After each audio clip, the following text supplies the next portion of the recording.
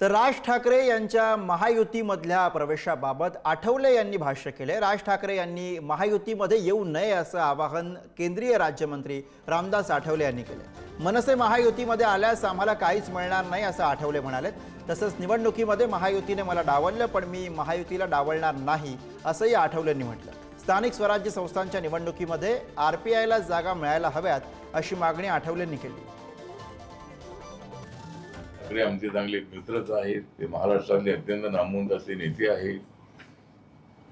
त्यांना महायुतीमध्ये घ्यावं अशी काहीतरी चर्चा, अजून काहीतरी चर्चा आता नाही, पण त्यांना काय महायुतीमध्ये घेऊन काय फारसा फायदा होणार नाही आहे। त्यामुळं त्यांना महायुतीमध्ये घेऊ नये असं आपलं मत आहे। आणि आरपीआय असताना त्यांची काही आवश्यकता नाही आहे आणि आम्हाला आताच काही मिळत नाही, पुन्हा ते आल्यानंतर अजिबात काही मिळत नाही।